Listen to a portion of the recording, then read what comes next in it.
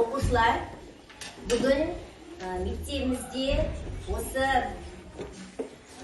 қазақ тілі пәнінің 10 күндік өтуіне байланысты сіздермен бірге отырып, өте бір жақсы арман қояды, мақсат қояды, арман қояды. Оның арманы кім болу еді? Арманы жазушы болу еді. Қарсы алу, әр күнді өзіңізбен шығарып салу. Өзгенің бәрі өзіңді алдау үшін тапқан қитық қылар. Сақ қозатыңа мінесің. Жоқ, Ораш, менің маңдайыма тек көгі жазылған болады. Әкем марқұм тақымы Қотартайға да тимей кетіп еді. Уақыт шіркін зымырап өтеді. Жылдар өтті, Тортай да кешікті. Ал бір кездері бірге өскен досы Оралхан да үлкен азамат болды. Жазғы демалысында ауылына оралған Оралхан досын көруге келеді. Ақбозатым Тортайдың арманы емес педі. Мен соны жүзеге асырғандаймын, бірақ досыма еш көмегі тимеді. Сондықтан Тортайдың алдында өзімді кінәлі сезінемін. Қаруға батылым да жетпей тұр. Ораш, сен келдің бе? Қуаныштым. Не өзің көріп тұрғандай мен балаларымды мал бағып асырап жатырмын. Сені үлкен жазушы болды деп естідім. Қуаныштым. Тортайдың армандаған Ақбозаты қазақтың болмысындағы еркіндік пен биік мұраттың символы іспеттес. Өзі Ақбозатқа мінбесе де досының биікке самғауына себепкер болды. Менің арманым болашақта білімді дәрігер болу. Бұл мамандықты таңдауыма ең алдымен адамдарға көмектесуге деген ұмтылысым әсер етті. Дәрігер тек мамандық қана емес, бұл үлкен жауапкершілікті талап ететін қызмет. Дәрігер болу науқастардың өміріне араша түсіп, олардың денсаулығын жақсартуға атсалысу деген сөз. Мен қатты ұнайтыны бокс. Бала күнімнен боксшылардың жекпе-жектерін тамашалап, олардың күштілігіне, қайсарлығына тәнті болатынмын. Менің ең үлкен арманым Қазақстанның даңқты боксшылары сияқты әлем чемпионы атану. Неге деп сөйлесің? Өйткені арман адамға бақыт пен шаршап береді екен. Бірақ арман әрдайым әртүрлі болады. Мысалы, біреу дәрігер болады мындай, ал оның досы чемпион болады мындай. Арманға жету үшін көп оқу керек. Себебі білім табысқа апарар жол. Судья болу үшін жандарды терең меңгеріп, әділетті шешім қабылдауды үйрену қажет.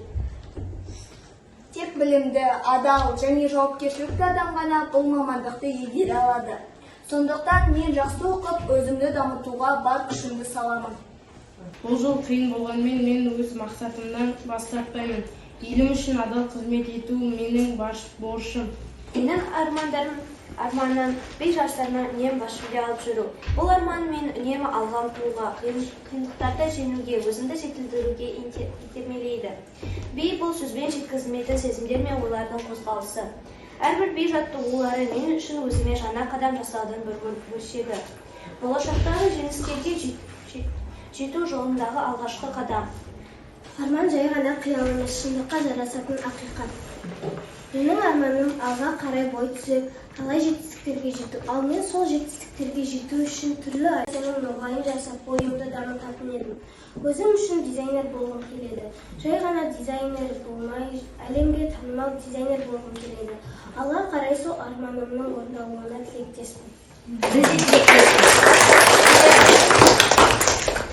Стюардессаның кім екендігі туралы айтады. Ол қандай ұшақтармен жүрудің маңызды екендігі туралы айтады.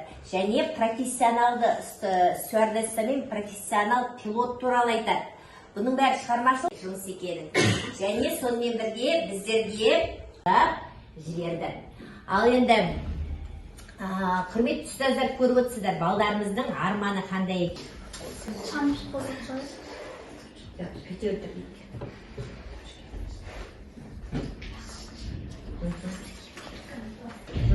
Тортай, дұрыс па? Келесі.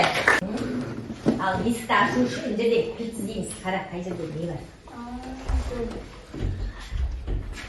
Сол, қозғай.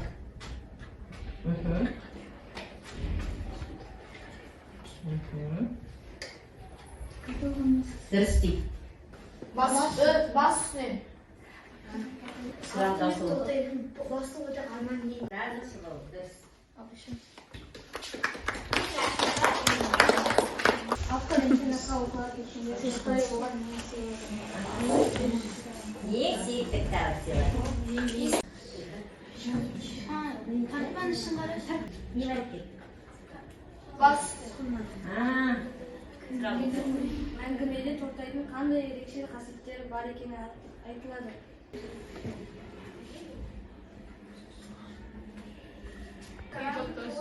Жоқ, жаптық. Кітапты жедел Жоқ. Әңгіме қалай аяқталды? Дұрыс екен. Өзі термада қалып қояды да, речпен. Дұрыс па жауабы?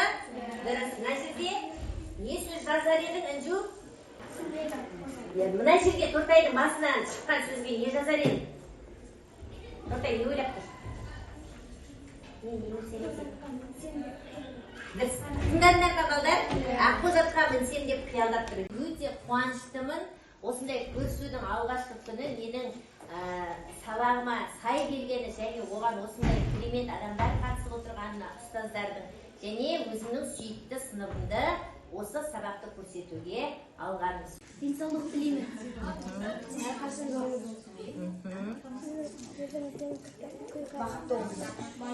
Бай бол. Шығармашылық табыс тілеймін сіздерге, мықты денсаулық, үй ішінің амандығын, сабақтарыңыздың жақсы оқуларыңызға тілектестік білдіремін. Осы әңгіменің идеясын түсініп, кейіпкерлердің бойына еніп, автордың айтқысы келген дүниесін өздеріңіздің жүректеріңізбен жеткізіп, шығармашылық бастырып, қанаттарыңызды қағып, білімдеріңізді көрсеткендеріңізге мыңнан бір рахмет.